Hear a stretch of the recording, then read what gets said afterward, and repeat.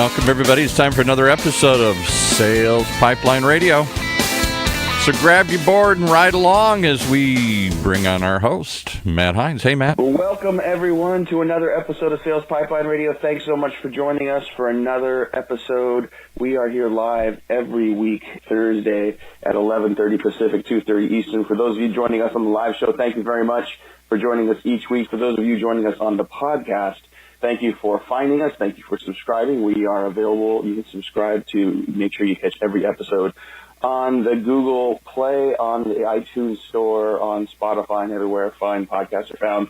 And every episode of Sales Pipeline Radio can be found past, present, and future on salespipelineradio.com. We every week are featuring some of the best and brightest minds in B2B sales and marketing. Today is absolutely no different. Very, very excited to have with us today Weldon Long. He is the CEO of Weldon Long, and he is the author of the new book, Consistency Selling and the Power of Consistency. Weldon, thanks so much for joining us today. Well, Matt, thank you so much for having me. Very excited to chat with you today. So tell me a little more about your background. I mean, I've been following you for a long time. I'm sure a lot of other people have as well. And so talk a little bit about sort of your journey and sort of how you've become really one of the nation's most sought after and influential speakers and motivators in the sales industry. Great question. And I think, kind of my background is relevant because it's so much about how sales changed my life. I was a ninth grade high school dropout at 15 years old, kind of running the streets. At 23 years old, I was high on drugs and up in Denver, Colorado, and was involved in a robbery with a guy that I picked up hitchhiking. So at 23 years old, I found myself doing a 10-year stretch in the penitentiary system. I did about 4.5 years unparoled. Got out, didn't have an education. I was still a high school dropout. Now I was a convicted felon to boot, so I ended up going back to prison. In fact, I went back 2 more times. And between 1987 and 2003, that roughly 16-year period, I spent 13 years walking prison yards. But it was on that last trip in 1996 that my father passed away, and I had kind of my epiphany, my moment of clarity, and made a decision to change the course of my life, which is exactly what happened. I had 7 years left to serve, but I devoted my life to studying business and sales and taking responsibility for my life. In January of 2003, I walked out of prison to a homeless shelter, and within 5 years had built an Inc. 5000 company. Wrote my first book called The Upside of Fear, and since then been writing and speaking and teaching people the lessons that I learned, not just out of my personal life, but the sales principles that helped me grow that sales organization, which really completely transformed my life. So for people that don't know you and don't know your story, probably listening to this for the first time, let's unpack that a little bit. It's one of the most amazing stories that I've heard in the industry. I mean, not only just sort of the turnaround, but the speed of that turnaround. What are some of the things that, when you were in prison, you discovered that really sort of were the cause of that turnaround? I mean, it's pretty amazing to hear that kind of a focus and dedication and have someone come out really shot out of a cannon and doing some pretty amazing things. How did that happen? Well, when my father died, it was on June 10th of 1996. I was 32 years old. I was in that third prison sentence. And when my father died, and I realized that he went to his grave knowing me as a thief and a crook and a liar and a punk, it completely devastated me. I also, by that time, had fathered a son on an earlier trip out on parole. So I had a 3-year-old son that I didn't know. I had a father who was gone and deceased.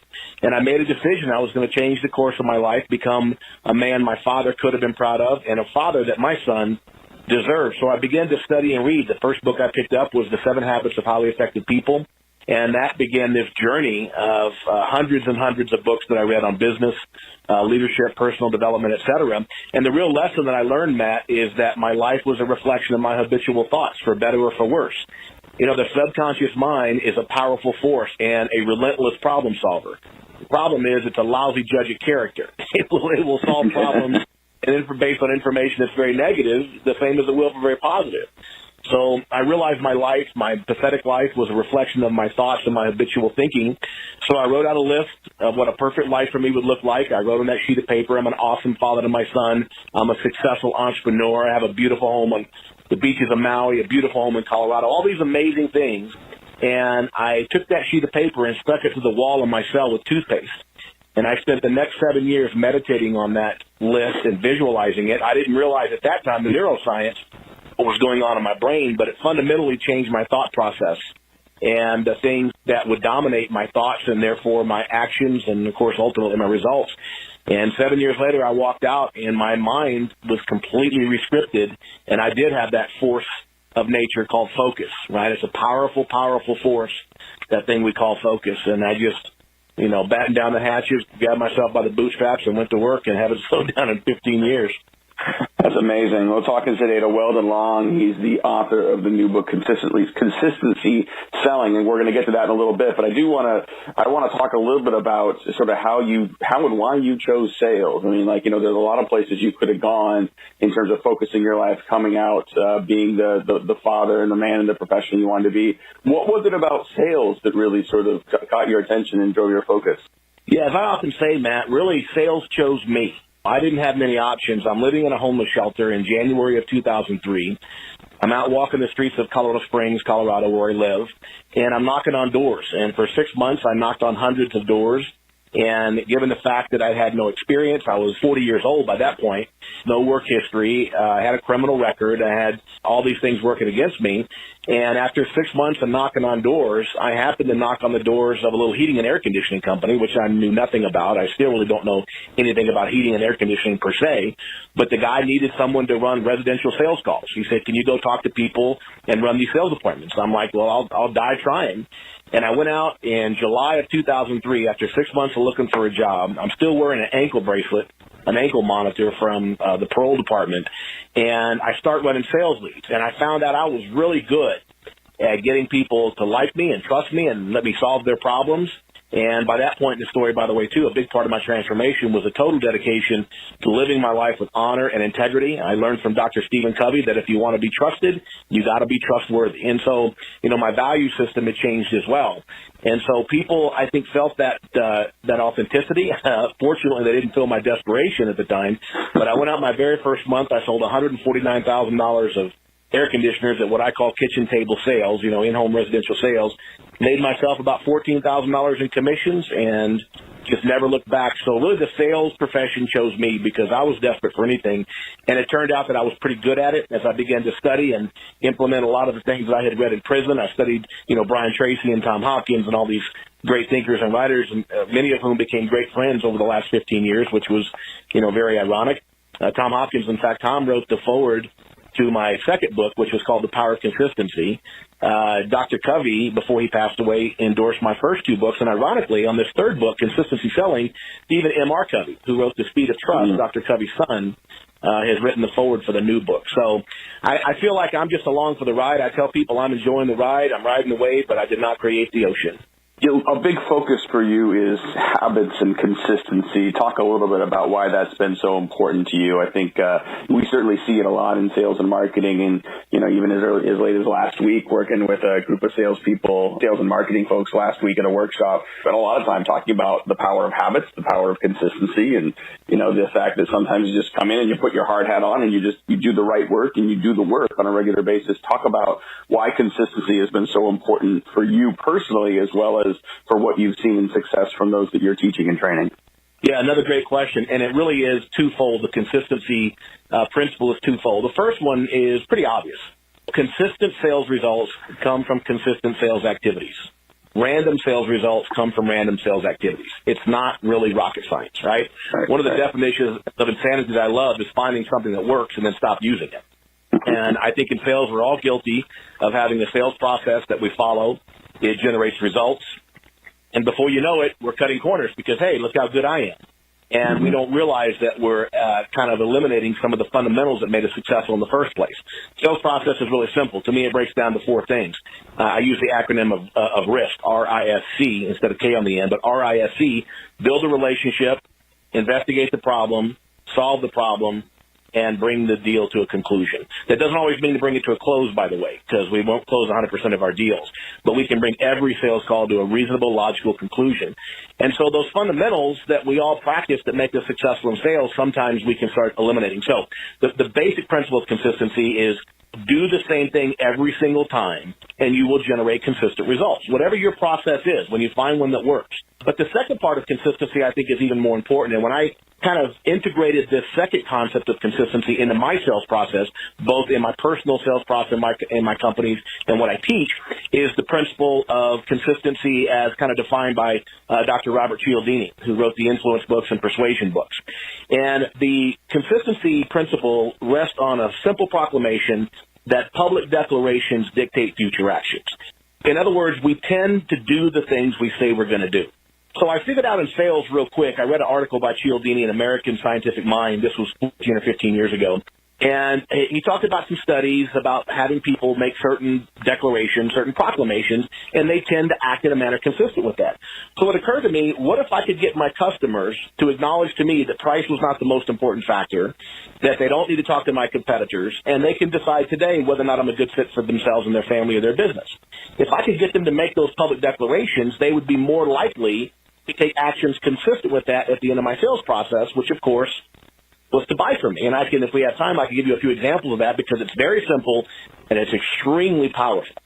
I love it. We're going to have to take a quick break here, pay some bills. We'll be right back. More with Weldon Long. He's the author of 3 amazing books. Quite honestly, I would recommend them all. The first book, The Upside of Fear, tells a little more depth his story. The Power of Consistency, his second book, and his new book, Consistency Selling. We'll be right back on Sales Pipeline Radio. In a world where the speed of innovation and change in B2B marketing has never been greater, the only thing bigger is the need for clarity, for a blueprint, for a guide to what's really working. And how about a way to apply it specifically today to increase sales pipeline growth, velocity, and most of all, conversion? That's what you'll find in the Modern Marketer's Field Guide. And amazingly, you can download it for free. HeinzMarketing.com, just like it sounds, HeinzMarketing. It encompasses the entire sales and marketing cycle, but in quick bursts with lots of specific, actionable ideas, strategies, tactics you can put to work right away, like today. The loaded table of contents helps you narrow in and tackle a problem. And it's something you can come back to over and over again as a reference guide. Why not download your free copy of the Modern Marketer's Field Guide? It's free. HeinzMarketing.com, just like it sounds. HEINZ Marketing.com. All right, let's pick it back up with Matt and his guest. Welcome back to Sales Pipeline Radio. Thanks very much for joining us today. We are very, very honored to be joined by Weldon Long. He's the author of 3 amazing books. I highly recommend them all. The first one, The Upside of Fear. The second one, The Power of Consistency. And I want to spend a little time talking about consistency selling. I feel like, over the last few minutes, you've kind of been doing a little preview of the book itself and talk about what you wish for and what you need to do from a habit standpoint. Talk a little bit more about what that means and give some examples to kind of bring that home for folks just in terms of why consistency in habits and focus is so important. Yeah, and that's what it all comes down to, right? It's making us more effective, more productive in our sales jobs, our sales professions. And by the way, your listeners should know, if they text the word videos to 96,000, they'll get a 3-video series that's going to explain in detail what we're fixing to discuss. Or they can go to weldonlong.com, and there's a big button they can click there to get those 3. It's a series of 3 videos. But when it comes down to consistency selling, again, based on Cialdini's work, that people that make certain statements tend to take actions consistent with those statements. In other words, Matt, if you said, hey, Weldon, can you pick me up at the mall at 3 o'clock? And I say, sure, Matt, I'll be there at 3 o'clock. And I look down at my watch and realize it's 3:15. Right? When I realize that I forgot, I get that anxious feeling that psychologists refer to as cognitive dissonance. It's anxiety because my actions are not consistent with my words of picking you up. When I feel that anxiety, what do? Do I ignore it? No, I turn the car around, I call you, I do something to get myself back to a state of resonance so that now my actions are consistent with my words. It's very powerful research, and you can read Cialdini's work. He's written several books. But it occurred to me one day that in my sales profession, I tended to hear the same 3 or 4 objections every single day. I want a cheaper price. I want to think about it. I got to talk to your competitors. I want a different brand, right? I used to get them every single day. It would make me crazy. I got to thinking, listen, I know what's coming before my prospect knows what's coming. So what I did is I got the idea. I went out, and at that time I was selling heating and air conditioning systems. I went out and I found two reports. One was from Consumer Reports. The other was from the Department of Energy. And basically what they said is that when you're buying a new heating and air conditioning system, that price was not the most important factor. Proper sizing, a trustworthy contractor, warranties, guarantees, these were all more important than a cheap price. So I incorporated both of those articles into my sales process. And early on in the sales process, I would share that information with my prospects, with my homeowners across the kitchen table. And then once I had them read the reports and we discuss it, I would ask a very simple question. Mr. Prospect, would you agree or disagree with Consumer Reports and U.S. Department of Energy that there are several factors to consider here that are as important, perhaps even more important, than a cheap price? They just read the articles with me. It came from third-party experts, Consumer Reports, Department of Energy. They had no choice but to say, well, sure, we just read it, right? So now an hour later, I get to the end of my sales process. They made the statement that price is not the most important factor. Well, that influences their behavior. When they start thinking about price at the end and they're thinking about asking me for a discount, they know that we've already had that conversation, either subconsciously, maybe even consciously they remember it. But here's the most powerful thing, Matt. If they change their mind, if they do a 180 on it, and all of a sudden they say, well, now, you're $1,000 higher than the other guy, I can use what I call the three most powerful words in sales. Earlier you said. And I respectfully and politely always remind them of what they told me an hour earlier. I understand, Mr. Prospect, we're $1,000 higher. But, of course, quality is going to cost a little bit more. And earlier you said that you agreed with Consumer Reports and Department of Energy that price was not the most important factor. Has that changed in our time together? And when you remind them of their previous declarations, they're going to feel that dissonance because now their behavior is not consistent with their words. And just like I got nervous when I forgot you at the mall, they start getting anxiety when they realize, wow, I did say that earlier, and I did agree with that. In that moment, they become more likely, not 100% of the time, but they become more likely to take actions consistent with their previous declarations, which were price is not the most important. You can see the implications of that on the sales process. So that's how we use the principle of consistency as defined by Dr. Cialdini to influence the actions of other people. And yeah, there's a great controversy about, is this manipulation or is it influence? And Dr. Cialdini describes in his books that if the outcome is mutually beneficial, it's influence. If the outcome is only beneficial for one party, well, that's not exactly a proper motive. But if you know you've got a great company, you know you'll do a good job for this prospect, then it's a mutually beneficial outcome because they don't know your competition like you do. They don't know that they could trust your competition and maybe get ripped off. Talking today on Sales Pipeline Radio, again, with Weldon Long, author of the new book, Consistency Selling. And if you'd like to check out some of the videos Weldon mentioned, text videos plural, to 96,000, or you can certainly go to weldonlong.com and learn more about his books and get his blog and get those free videos as well. You mentioned earlier in our discussion sort of the subconscious mind, and I want to talk a little bit about that. I think early in my career, I tend to think, subconscious mind and some of that stuff's a little bit of woo-woo, but the more science I've read on this, there are certain things you can absolutely put to work to get your brain to really work harder for you. Can you talk a little bit about what you've learned and what's in the books that really help people empower that subconscious mind to their own benefit? Yeah, because you're right, Matt. That is the key to the kingdom as far as I'm concerned. When you get a mindset that is programmed to prosper in the face of adversity and pursue its goals, you have the keys to the kingdom. When my father died and I was in prison, I realized that my life was a reflection of my habitual thoughts. Then I realized I needed to change my habitual thoughts. So I wrote that list down. As I mentioned, I put it on my wall, and I began to review it every single day. Just like you, when I first started reading about this, and probably the first recollection I can remember thinking about it was from Napoleon Hill and Think and Grow Rich, where he talks about imagine yourself already in possession of these things. And at first it seemed a little mystical to me as well, a little woo-woo, as you put it. And I needed something more practical. So I started studying some of the neuroscience behind it, and it's a very simple factor. Remember our old friend cognitive dissonance? Well, it works for us individually, too. Just like public declarations dictate future actions, guess what? Private declarations also dictate our future actions. So if I read what I call a prosperity plan, to write out everything you want, everything you need to do on a sheet of paper, review it for 15 minutes a day. If I'm reading that sheet of paper and it says on there, I earn $300,000 per year in my sales career, I run every call with passion and purpose, I diagnose problems and recommend solutions like a boss, and I ask for the order every single time. And I visualize myself running sales calls like that. I visualize the income, the outcome of the income for myself and my family. Then a few hours later, I go out and run my first sales call. And let's say I go in, I very quickly drop off a cheap price and walk out hoping my prospect will call me next week.